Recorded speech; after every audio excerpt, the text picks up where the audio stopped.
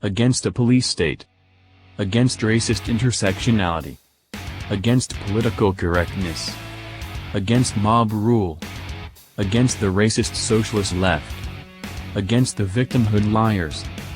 The idiots have been in charge way too long. And that's why you're here. For the podcast you need. All for liberty all the time. Welcome to Liberty Bites Back. With your host, Brandon Emo. Welcome to the 15th episode of Liberty Bites Back, the podcast all for liberty, all the time. In this episode, I will be going over Chinagate, at some of these parts of the scandal rocking the Joe Biden and his 2020 hopes. As his Chinese business ties and his Chinese money-making son see FBI investigations. The FBI has made it clear they are looking into Hunter Biden and the brother of Joe Biden from dealings with the Chinese, and this is the story banned and hidden by the tech giants like Facebook, Twitter, YouTube, and Google.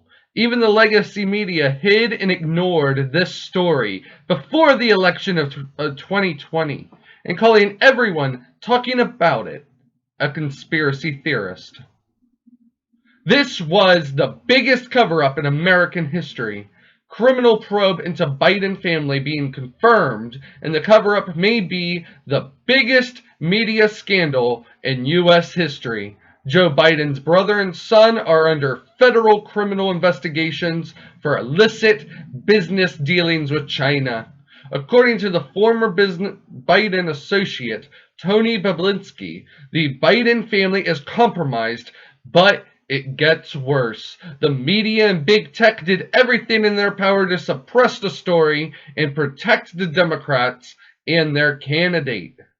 Meanwhile, lies and smears about Trump and Russia, disinformation, spreaded throughout the mainstream media. We are now faced with a shocking reality. The media is lying to cover up the crimes of Joe Biden, and Joe Biden is corrupted and compromised by China. The Associated Press states, Hunter Biden tax probe examining Chinese business dealings. The Justice Department is investigating the finances of President-elect Joe Biden's son, including scrutinizing some of his Chinese business dealings and other transactions. A person familiar with the matter told the Associated Press on Wednesday. The revelations put a renewed spotlight on questions about Hunter Biden's financial history, which dogged his father's successful White House campaign and were a frequent target of President Donald Trump and his allies. They also come at a politically delicate time for President-elect, who is weighing his choice to lead an agency that is actively investigating his son. The tax investigation was launched in 2018, the year before the elder Biden announced his candidacy for the president. Hunter Biden confirmed the existence of the investigation on Wednesday, saying he learned about it for the first time the previous day. Quote, I take this matter very seriously, but I am confident that a professional, objective review of these matters will demonstrate that I handled my affairs legally and appropriately, including the benefit of professional tax advisors, he said in a statement. It isn't clear which entities or business dealings might be tied up in the probe, though the person with the knowledge of the matter said at least some of the focus was on his past work in China. Federal investigators served a round of subpoenas on Tuesday, including one for Hunter Biden, according to another person familiar with the investigation. Investigators did not reach out until recently because of the Justice Department practice against taking overt investigative actions in the run-up to an election. One of the people said, the people familiar with the investigation insist on anonymity to discuss an ongoing probe. Hunter Biden has a history of international affairs and business dealings in a number of countries. Trump and his allies have accused him of profiting off his political connections and have also raised unsubstantiated charges of corruption related to his work in Ukraine at the time of his father was vice president and leading the Obama administration's dealings with the Eastern European nation. Late Wednesday, Trump tweeted a quote from New York Post columnist Miranda Devine claiming 10% of the voters would have changed their vote if they would have known about Hunter Biden. Biden is actively assembling his cabinet, but is yet to name a nominee to lead the Justice Department. That person could ultimately have oversight of the investigation into the new president's son if it is still ongoing when President Joe Biden is sworn in on January 20th. Now, Joe Biden will, on January 20th, if he becomes president, as it's not decided until January 6th, he would be the one to appoint the person overseeing his own son's investigation. Making it clear nothing will come of this after January 20th because Joe Biden, for some reason, has the ability to affect interests in his own favor. Whoever he chooses would need to recuse themselves because of personal interest of Joe Biden for the case to not be in jeopardy to the influence of Joe Biden. They made Sessions recuse himself, everyone. They made him do that, and now they must see any real answers come to light right now under Joe Biden. They must do the same. In respect to the issues of the Chinese, Hunter Biden, and the Biden family ties to China, they need to recuse themselves. And earlier on, they stated that they did not want this to come out during the election. Well, that's a bunch of bullcrap. They needed to go ahead and let the people know that a president's family was being investigated as getting illicit business deals with a foreign country. This is just ridiculous.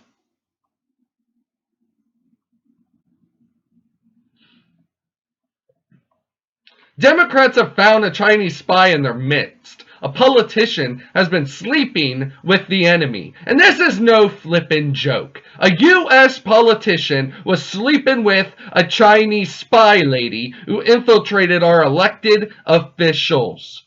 China has been our adversary since the Cold War, and they love Joe Biden. They love the in-the-bag for China politicians. A Chinese spy has infiltrated our politics, but China has already been influencing our policies and our culture. It's almost like a movie on how ridiculous and crazy 2020 is becoming. Axios reports, suspected Chinese spy targeted California politicians. A suspected Chinese intelligence operative developed extensive ties with local and national politicians, including U.S. congressmen, in what U.S. officials believe was a political intelligence operation run by China's main civilian spy agency between 2011 and 2015, Axios found in a year-long investigation. Why it matters. The alleged operation offers a rare window into how Beijing has tried to gain access to and influence the U.S. political circles. While this suspected operative's activities appear to have ended during the Obama administration, concerns about Beijing's influence operations have spanned President Trump's time in office and will continue to be a core focus for U.S. counterintelligence during the Biden administration. The woman at the center of the operation, a Chinese national named Feng Feng or Christine Feng, targeted up-and-coming local politicians in the Bay Area and across the country who had a potential to make it big on the national stage. Through campaign fundraising, extensive networking, personal charisma, and romantical or sexual relationships with at least 2 Midwestern mayors, Feng was able to gain proximity to political power. According to the current and former U.S. intelligence officials and one former elected official, Even though U.S. officials do not believe Feng received or passed on classified information, the case was a big deal because there were some really, really sensitive people that were caught up in the intelligence network, a current senior U.S. intelligence official said. Private but unclassified information about government officials, such as their habits, preferences, schedules, social networks, and even rumors about them, is a form of political intelligence. Collecting such information is a key part of what foreign intelligence agencies do. Among the most significant targets of Feng's efforts was Representative Eric Swalwell, a Democrat of California. Feng took part in the fundraising activity for Swalwell's 2014 re-election campaign, according to a Bay Area political operative and a current U.S. intelligence official. Swalwell's office was directly aware of these activities on its behalf, the political operative said. The same political operative who witnessed Feng fundraising on Swalwell's behalf found no evidence of illegal contributions. Federal Election Commission records don't indicate Feng herself made donations, which are prohibited from foreign nationals. Now, Feng helped place at least one intern in Swalwell's office, according to those same two people, and interacted with Swalwell at multiple events over the course of several years. A statement from Swalwell's office provided to Axios said, Representative Swalwell long ago provided information about this person, whom he met more than 8 years ago, and whom he hasn't seen in nearly 6 years, to the FBI. To protect information that might be classified, he will not participate in your story. What happened amid a widening counterintelligence probe? Federal investigators became so alarmed by Feng's behavior and activities that around 2015 they alerted Swalwell to their concerns, giving him what is known as a defensive briefing. Swalwell immediately cut off all ties to Feng, according to the current U.S. intelligence official, and he has not been accused of any wrongdoing. Feng left the country unexpectedly in mid-2015 amid the investigation. She did not respond to multiple attempts by Axios to reach her by email and Facebook. Between the lines, the case demonstrates China's strategy of cultivating relationships that may take years or even decades to bear fruit. The Chinese Communist Party knows of today's mayors and city council members are tomorrow's governors and members of Congress. In the years since the Feng probe, the FBI has prioritized investigations in the Chinese influence operations, creating a unit in the May of 2019 within the Bureau solely dedicated to countering Beijing's activities at the state and local levels. U.S. national security officials believe the threat posed by China has only grown with time. She was one of the lots of agents, said a current senior U.S. intelligence official. Beijing is engaged in a highly sophisticated, malign, foreign influence campaign, FBI Director Chris Wray said in July of 2020 speech. These efforts involve subversive, undeclared, criminal, or coercive attempts to sway our government's policies, distort our country's public discourse, and undermine the confidence in our democratic processes and values, Ray said. The Chinese agent was able to infiltrate our country and then infiltrate those in our governments. This is crazy that nobody is making more of an issue out of this. It's a flippin' big problem. But many are in Chinese pocketbooks, too busy taking that sweet China money to even care.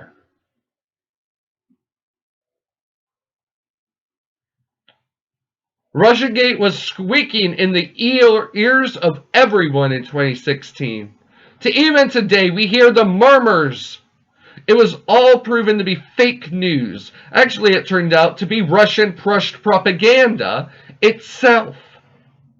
Hunter Biden has close ties and big money gains from China. Joe Biden brought him in to China on Air Force Two, while Joe Biden was vice president and granted his son big money in the state of China. The Chinese infiltrated and influenced groups And they're only seen as Democrat as well. Corporations, the colleges, college professors, Hollywood, sports bigwigs, the legacy media, along with social media, and that's what is being in question now. Videos that claim fraud, glitches, or error cost Donald Trump the election will be deleted. The media is now claiming anyone doing so is a conspiracy theorist. Chinagate and the interference may just be clear. We must know, though, life is never clear. Many and even the left were cloudy on believing the election of 2016. But they will allow this censorship of such thoughts now. Election 2020 is the weirdest election I've ever seen, and everyone I know thinks so as well. But last election to this year was the breaking point when the left attacking children with MAGA hats, making kids cry for goodness sakes. It was a pathetic thing to see in the United States of America, where freedom is supposed to reign. YouTube will remove any video claiming interference caused Joe Biden to win. But the legacy media and the establishment, like the corporations, the professors, dictionary editors, and the elite wealthy donors that lobby and make the issues go to even the Democrats against the lobbyists, like they might as well get paid. These sad idiots.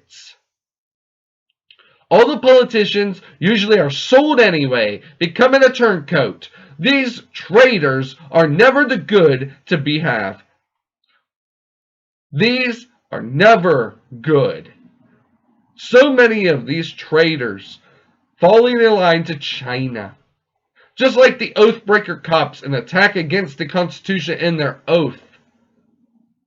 Even when the story broke, the deep state and the intelligence officials said that it was Russian disinformation, but truly their lie was China disinformation. Joe Biden quoted those officials, and he's as corrupt and bought out politician and to the highest lobbyists, and that even includes the Chinese.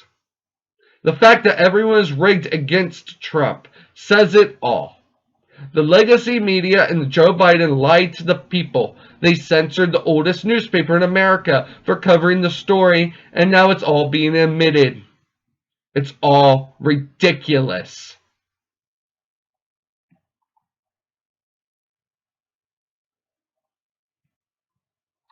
In America, while a drug dog is thought of as, something built, and it'll bite hard, the bark we usually know is trained.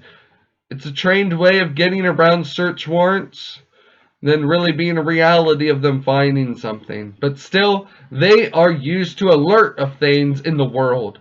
In France, the dogs are now being used to accuse people of having COVID-19. They will smell the armpits of the French people to decide their future. Their lives are in the paws of dogs. Their liberties in the paws of dogs. The French people will be revolting. Study finds, reports, dogs trained to detect people infected with COVID-19 by sniffing their armpits. While a vaccine for the coronavirus will help stop the pandemic spread, finding everyone who may be carrying the virus is still an issue. Just going to interrupt there. That is completely a lie, because we have no idea what this vaccine is doing yet to anyone. Luckily, man's best friend is now on the case. Researchers in France are helping to specially train dogs to detect people infected with COVID-19 by sniffing their armpits. A new study that has been seen pilot programs spiring up around the world has discovered that dogs can sniff out coronavirus in the sweat of humans. Thanks to their famous acute sense of smell, dogs have been rooting out drugs, explosives, and even successfully pick up diseases like cancer for years. French scientists are now showing how our furry friends can now help us save lives during the pandemic by spotting virus clues. An early experiment suggested canines could be between 75 and 100% effective at detecting the disease with their noses. Dogs paw patrolling airports for COVID. The technique has already been piloted in several countries, including the United Arab Emirates, the Lebanon, Finland, Australia, and elsewhere. Travelers may already have already seen the specially trained dogs at some airports, but researchers are still trying to prove without a doubt that the dogs can pick up the scent before the method is fully adopted. The team behind the study hopes their findings will mean dogs could help with the COVID AIDS in the parts of the world without the infrastructure. Sorry.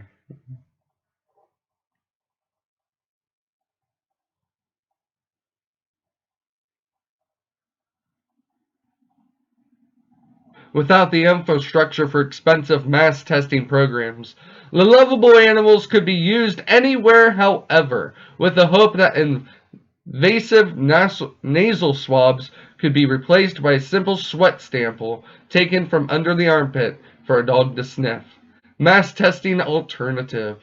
Professor Dominic Grandjean from the National Veterinary School of Alford in France says the dogs could check a large number of people in a short period of time. The results are good and I'm happy, really happy, Grandjean says in a statement per SWNS.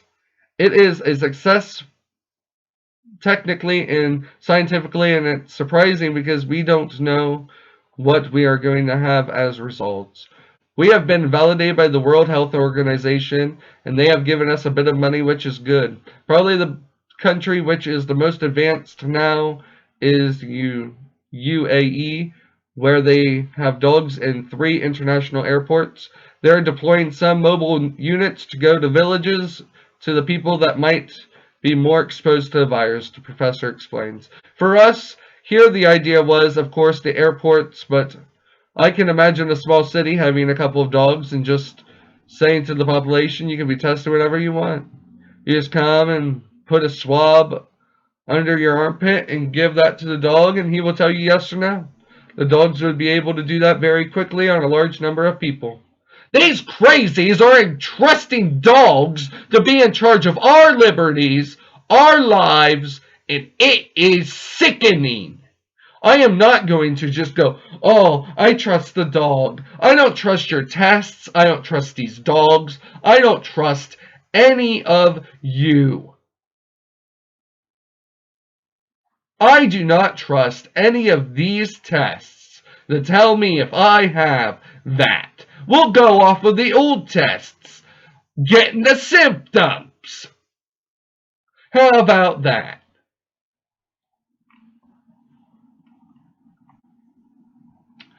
Joe Biden has pushed for war, death, abortion, and everything against Christian principles his whole career.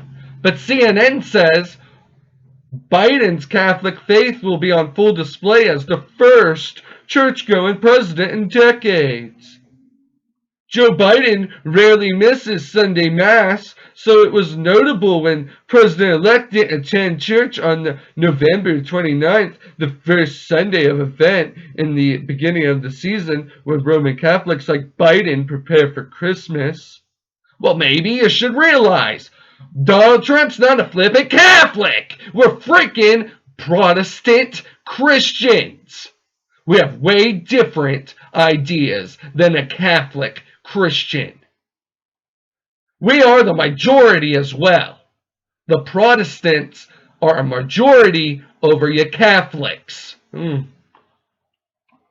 Biden's absence is understandable since just a day earlier he had broken his foot. But the following weekend, Biden was back at his home parish in Wilmington, Delaware, St. Joseph on the Brandywine for Saturday's Virgil Mass. He was there again on Tuesday on the Solemnity of the Immaculate Conception, a holy day of obligation.